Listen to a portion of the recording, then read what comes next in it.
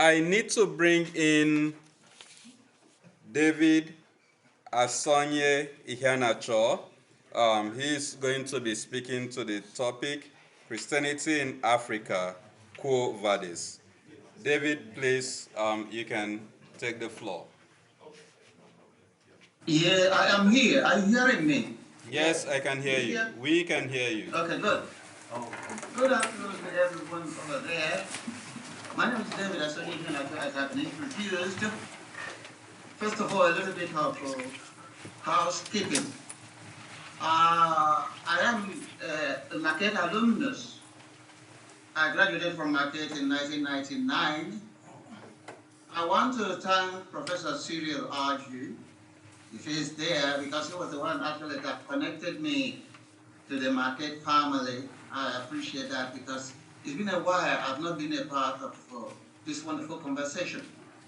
Secondly, my paper I dedicate to those who found me at Marquette, whether they are dead or alive. I remember in a very special way Professor Father William Kurtz, my advisor, who helped me in a very serious way. And also remember such professors as Professor Carol Stockhausen. She was a wonderful, somebody who helped me also, and many others that I keep in my memory always. My topic is a little bit controversial, it's a little bit jarring. Christianity in Africa, Quo Vadis. Christianity in Africa. Where is Christianity going in Africa? I've listened to the excellent lectures of many of the lecturers who have read their paper. I'm fascinated by what they have contributed, especially the problem between Christianity in Africa and the indigenous cultures, the ongoing battle, what we call enculturation. I've written some books on all this anyway, but I wouldn't go there. So, the title of this paper is a little bit of an adaptation of the post-synodal exhortation of Pope St. Francis, Pope John Paul II. After the Synod on Africa, he released an exhortation called Ecclesia in Africa. And I adapted it for ecumenical reasons to be Christianity in Africa, Quo Vadis. And my statement is this: this particular statement, this particular title, can in our view serve as the theme of the Third Synod on Africa whenever it will be convoked. This is because this simple question encompasses all issues bothering Christianity in the continent of Africa of today. It is a question that must be constantly put to African Christians and scholars, whether in diaspora or in the continent. Every Christian in Africa and the entire Christian world should always be confronted with such simple questions. Where is African Christianity headed? Quo Vadis? Are we aware of the monumental traits of Christianity in the continent of Africa in this third millennium? Do we know, or do we not care, that the so-called booming Christianity of Africa today may one day disappear completely, like its predecessor of the first millennium? And I was reading just a few days ago, I read Iheanacho, what he said. I watched Iheanacho's return on HBO show on September 27, 2025, lamenting how the media was ignoring the horrible religious situation in Nigeria. According to him, and I quote, "They have killed over 100,000 since 2009. They have burned 18,000 churches. This is so much more. These are the Islamists, Boko Haram. This is so much of a genocide attempt than what is going on in Gaza." I said, the observation of Iheanacho regarding the ongoing genocide in Nigeria is only a sample of what is happening in most sub-Saharan African nations of today. There's a massive killing by Islamic jihadists all over the continent. And we believe that this is only the beginning of what militant Islam is planning for the continent. Their ultimate goal is to obliterate Christianity in the African continent. And this is what is happening. And I say, because I'm going to summarize my work, because my work is extensive on this issue. It is gradually nearing a consensus among African scholars that after the slave trade of the 14th to the 19th centuries, coupled with the infamous Berlin Conference of 1885, in which the African continent was partitioned and shared out among colonial European nations, Africa and African peoples appear to have lost their way completely. And I mean this. Ever since these two historical tragedies, the real challenge for Africans has been how to recover from the trauma and confusion that have ever persisted in the continent.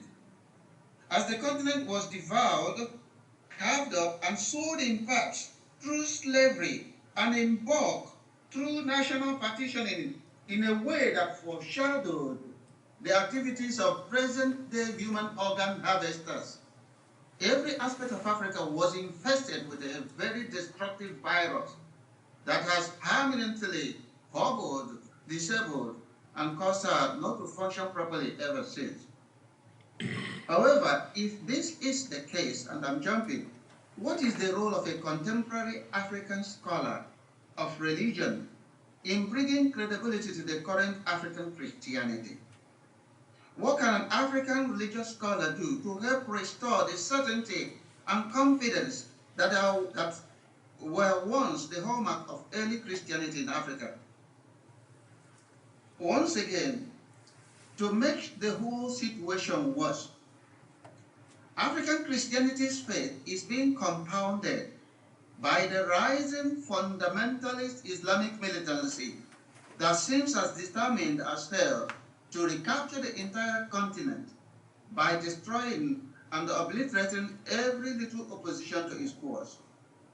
Islamic militancy, having noticed the partitioning, the weakness of everything in the continent as a result of the prolonged slave trade and the continent's partitioning by European colonialists, and having seen the fragility, because African Christianity is very fragile, having noticed the fragility of African Christianity that seems permanently tethered to the aprons of European colonialism, appears to sense an opportunity to cash in and repeat its first millennium feat of conquering the continent and enthroning itself as the dominant force in her. The new resolve of militant Islam has resulted in a potentially looming armed conflict in the continent in the nearest future between the two opposing religions, namely Christianity and Islam. It is our common belief throughout the continent that the specter of Boko Haram, bandits, Islamic herdsmen, ISWAP, ISIS, Al-Qaeda, and other Islamic fundamentalist militant uprisings in the continent are nothing but a dress rehearsal. And I want to emphasize this. These are nothing but a dress rehearsal and a precursor to a major religious conflict between Islam and Christianity in Africa. And for much of the second millennium, and jumping, Islam subtly made an audacious claim that Africa was hers to claim as a birthright, while casting Christianity that was there long before her and that once dominated the continent, as especially the North African region, as an intruder, a weak and replaceable religion on the continent. In our view, all this is as a result of near absence of good scholarship in African Christianity. And I insist, despite what we are saying, our scholarship in African Christianity is not creative enough. We are still hanging on to European Christianity, which is in a lockstep. It has a marital relationship with colonialism. And colonialism, being an immoral project, cast a very dangerous shadow on Christianity, African Christianity. It is a Christianity that is hanging on to colonialism. So, because of this, what is the situation in Africa?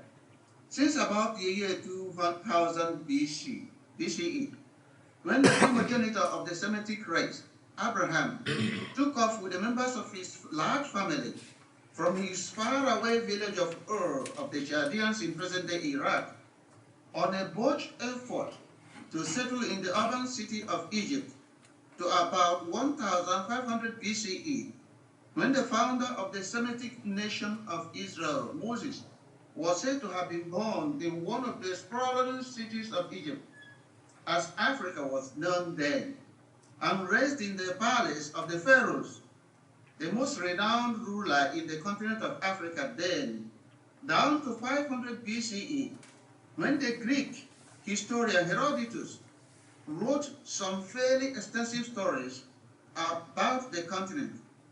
Africa has been presenting an almost insurmountable problem to historiographers. And what I mean by this, Africa had a history. It had a history that was profound, that was praised. But then, because of what has happened in Africa in the last 2 millennia, then it looks like Africa has lost its way. So in my next chapter, I dealt with how Africa has been rebaptized severally. Cheikh Diop of Senegal was the person who said that the original name of Africa was Alkebulan. Alkebulan was the original name of Africa. And if we go back to the BCs, even before there was the Egypt, you will see that people of Africa, they had an identity which was epitomized by what was happening in Egypt. When Egypt developed a sophisticated urbanization and political system and scientific system that was not matched anywhere in the world. But then, that time, the Asiatic nations, the one we call the Middle East, they were coming to Egypt. They first came for trade. They were the migrant workers. They were the workers, the hands that were employed to build the pyramids. After that, and they came specifically for trade. Then, around 500 BCE, the people that arrived were, before that, 2000 BCE, the Semitic nation, the Israelites, there were no Jews then, they arrived as also migrant workers. And some of them came to escape famine in the land. And eventually, still Africa was intact. Then eventually, the Greeks, the first Europeans to come to Africa, they came to study. It was intellectual curiosity that drove them to Egypt. They came to study. Eventually, towards the beginning of 2nd century BCE, the Romans took over from the Greeks.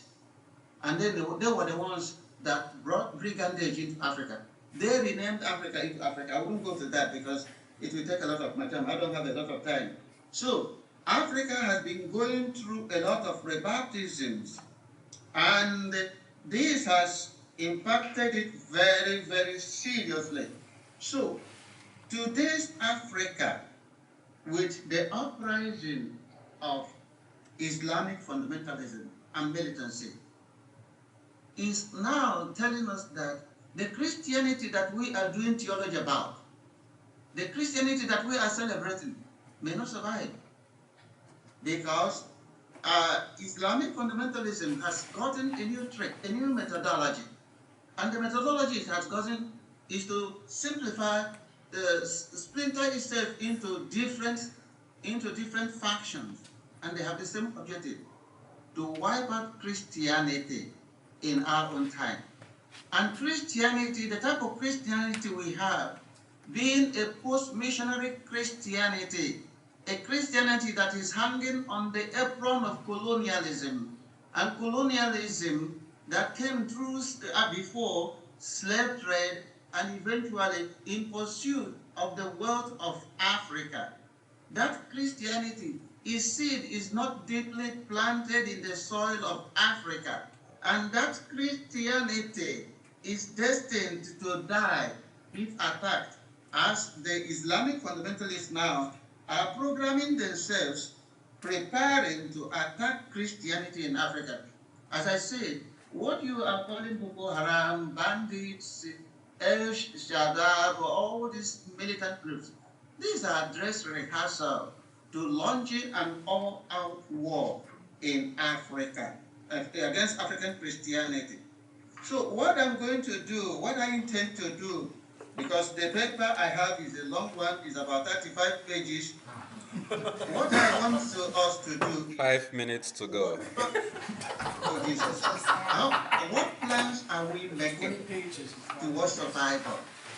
I am proposing that we have to begin a kind of a theology of African self-defense and resistance.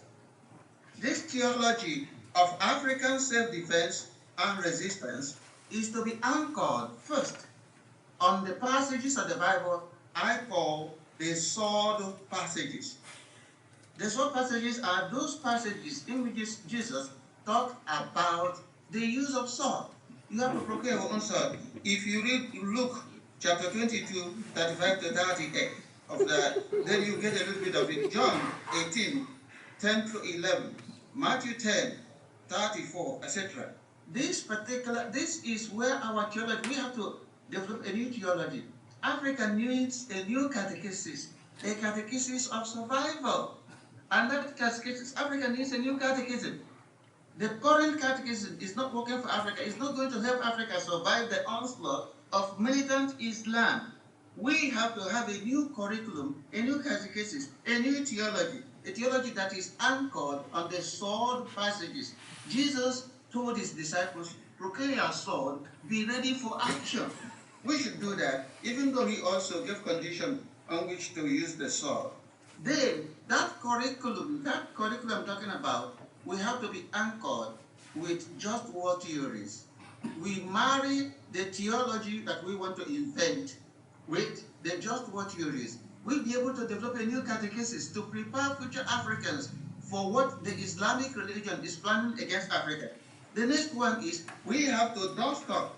What I call it here is dust up and update the patristic medieval ecclesiology, ecclesia militans and ecclesia triumphans. We have to dust up. This is a patristic ecclesiology, a patristic and medieval ecclesiology, in which people who are being persecuted, they constitute ecclesia militants. I want us to tweak that militance a little bit, to be a foundation for us to train our people to be able to be militant in defending themselves and in defending their Christianity. They have to be, because the traditional interpretation of ecclesia militants is you surrender to be captured, to die, to be persecuted, because is a doorway to joining ecclesia triumphant, the triumphant. But that cannot serve Africa. It did not serve Africa well in the first millennium when Islam wiped out North African Christianity. But in this 21st century, we have to dust it up a little bit. Tell our people, you are ecclesia militants, not just surrendering to... Even they do it doesn't exist. I think it's a lady It's frozen. Yeah, it's a connection thing. Yeah. Are you there? Yeah, we are here. Are you listening to me? You want me to continue? Yes, you have 2 more minutes. 2 more minutes. So what I'm saying is, for us to be able to help African Christianity to survive what is coming, we have to develop a theology of self-defense and resistance. That theology is to be anchored on the sword passages of the gospel. Jesus telling his disciples, procure your arms, be ready. Be ready to defend yourself. Not stupidly, not carelessly, but bear your arm. This has to be taught.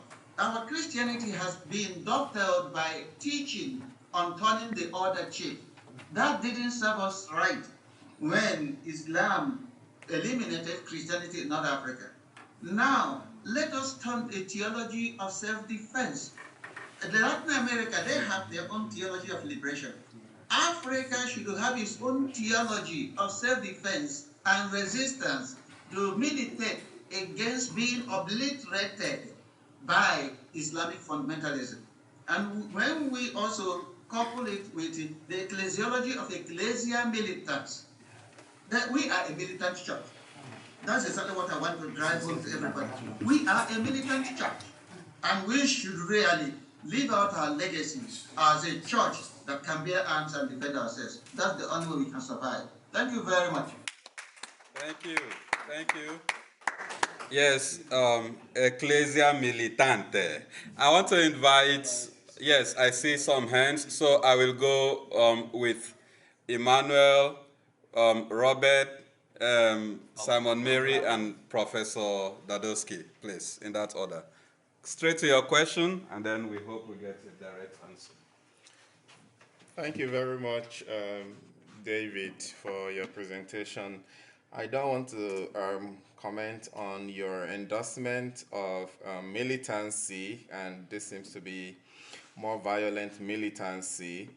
But what I just want to comment on, there is, I don't know if you have read it, there's an article, a response to Bill Maher, whom you quoted at the beginning, by a senior special assistant to the Nigerian president. His name is Gimba Kakanda, who is in charge of research in the office of the president. So he wrote a response to Bill Maher, which is published on Al Jazeera website. You might like to read it. But what I just want to highlight is that... I've read it. Okay. Yeah, okay. What I want to highlight first and foremost is this narrative about an Islamic agenda for the obliteration of Christianity, whether in Nigeria or in Africa.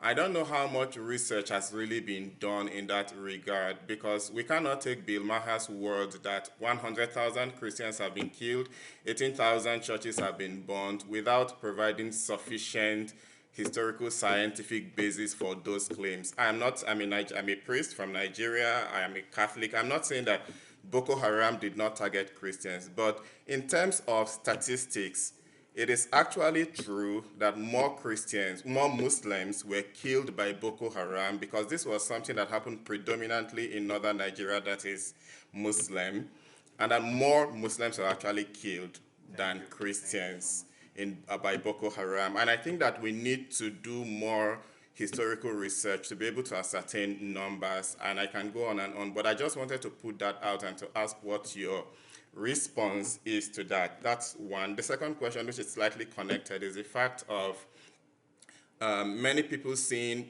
politics, Nigerian politics, as an avenue for advancing this Islamic agenda.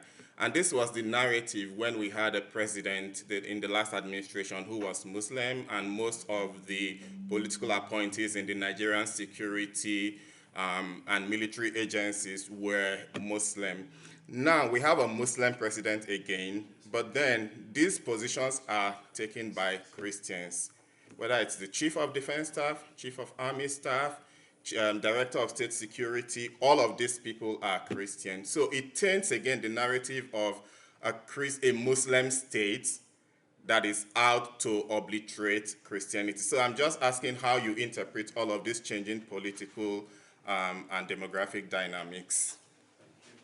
Okay, thank you very much. I appreciate your contribution. The issue to start with, there's a lot of statistics. If you venture to go into Google it, you will see the different agencies that have really provided statistics about the level of genocide that is going on in Nigeria.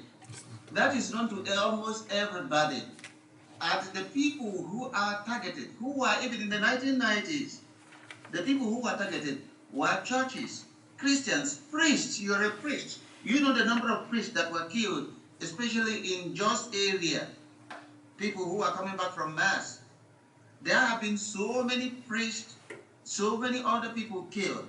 The latest development coming from the Sahel area, in which Muslims are targeting Muslims, that seems to be a new stride in the whole situation. But originally the agenda has been, and the agenda remains, to wipe out Christianity. They said it loud and clear that that was their goal. About the present government in Nigeria that is made up of Christians, you may be right, but the issue is there's a grand design by every government, including the Tinubu government, to edge out Christianity or to marginalize Christianity in Nigeria. It is real. You have to just own it up. This is what is happening. Even the Tinubu administration is making way for Muslims, really, to edge out Christianity in Nigeria. Okay, thank you. Albert, you have your question quickly. We'll try to do this within the next 7 minutes. Good. Yeah, my question. My question is about. You said that Boko Haram is Islamic organization. According to my research, there is. Frankly, I'm studying Islam for 20 years, and I never saw one single researcher, really serious researcher, who would say that Boko Haram is Islamic organization, or rooted in the Quran in a way that will be acceptable to any Islamic scholar or white Islamic community. Okay, I understand what you're saying. Boko Haram originated from Nigeria, the north eastern part of Nigeria, the Borno state. Boko Haram means book is nonsense. Book is nothing. It's in Nigeria. I don't know what happens in any other place, whether you have Boko Haram in other countries. But in Nigeria, it's a purely Islamic fundamentalist organization. There's no doubt about that. They may not be interpreting the Quran correctly according to you, but they are dependent on their reading of the Quran. That's their own reading. Islam has no univocal reading of the Quran to start with. There are different factions of Islam reading the Quran the way they want to understand it. But Boko Haram is purely an Islamic fundamentalist militant organization that is going about slaughtering people. That's the agenda, that's their task. Thank you. Simon? Two quick comments, and that's it. The first is that Boko Haram started in 1980. It was an Islamic revival movement for the community. Then eventually by 2000, it deviated from that and became a political militant group. So what it was at the beginning is no longer what it was today. So there's still yes and no connection. Now, the other quick comment I wanted to make to you that you might find, I was thinking maybe you need to explore that from a sociological point of view, because you mentioned how Islam took over North Africa and all that stuff. By the time Islam entered North Africa, the monastic tradition had already been cloistered. The vibrancy of Christianity, the revival and the fire, the energy behind Christianity is the monastic, the mystical tradition. But the mystics were now in cloistered convents and monasteries. So they were no longer being able to influence and charge the Christian revival in that region. So Christianity was literally a more elitist religion. So when Islam came, it was a very pragmatic religion. It was able to capture the imagination of the people. So I was thinking that what you should be advocating is a revival of a Christian spirituality that can address this militant Islamic group, because militant Islamic group is also a pragmatic expression of Islamic spirituality, but through a militant pathway. So rather than do that way, we can still go back. We have something to counter the Islamic militant group through the spiritual revival, and not only keeping them in the monasteries. I just wanted to say that. Thank you. I appreciate what you're saying. You are right. We are not going to use one size fits all. But Islam understands only one thing. It understands armed struggle. No matter how mystical you are in your interpretation of Christianity, if you are not armed, you are going to be wiped out. Simple as that. If you refuse to carry arms, because how Islam dialogues, they dialogue with a bullet. Their leaders are invisible. So if you are not ready to carry arms, you can go and meditate as much as you want, but then you'll be killed. Thank you. Professor Dadowski, please come to the microphone.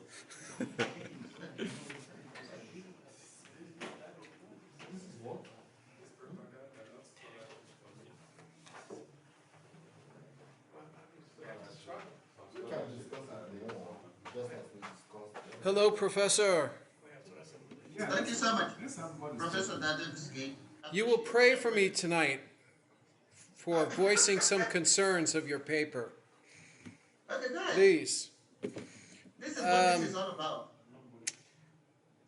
I'm concerned that I didn't hear you say anything about.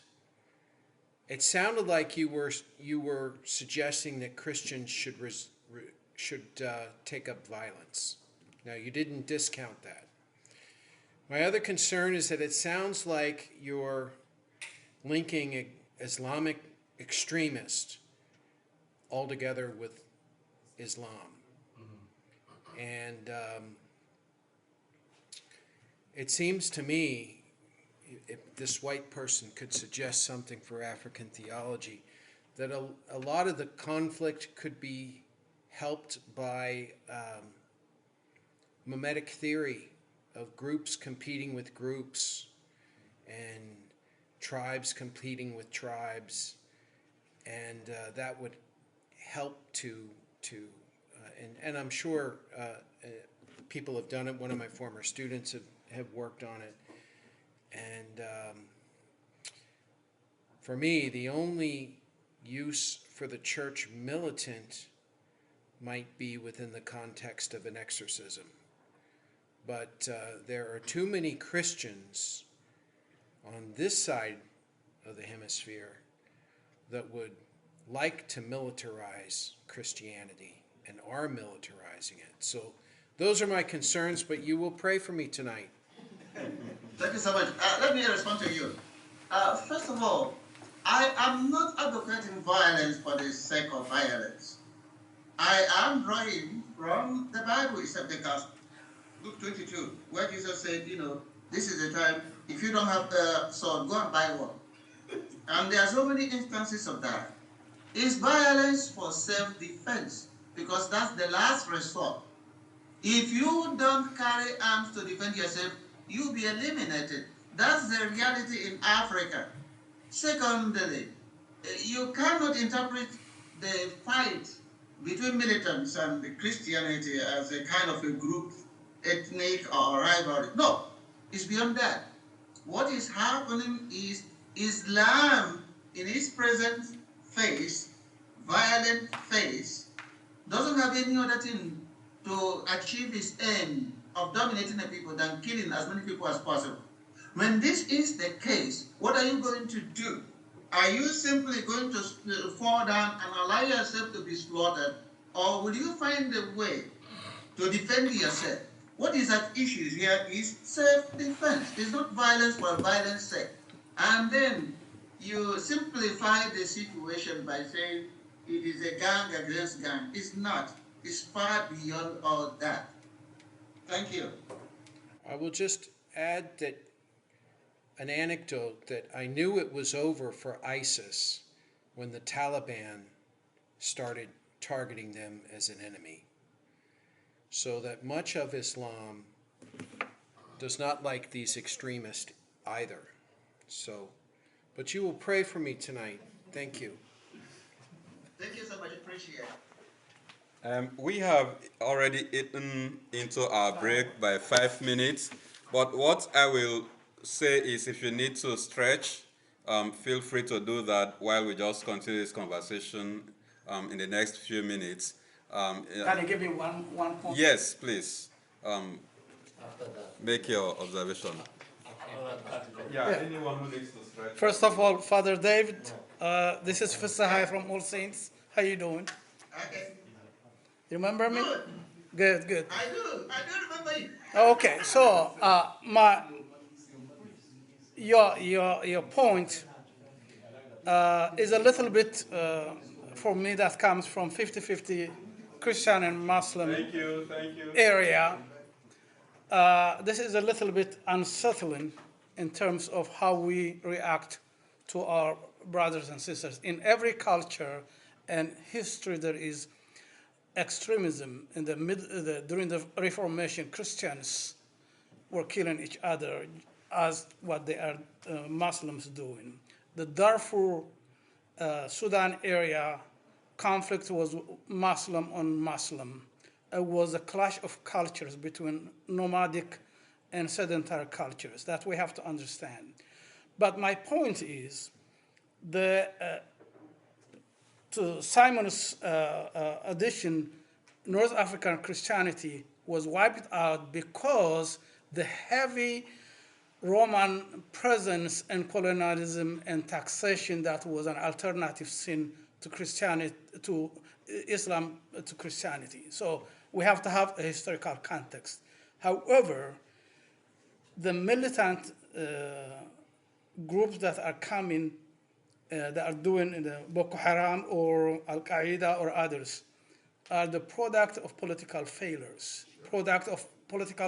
In Saudi Arabia because they were excluded from participation and they found soft spots and started spreading out.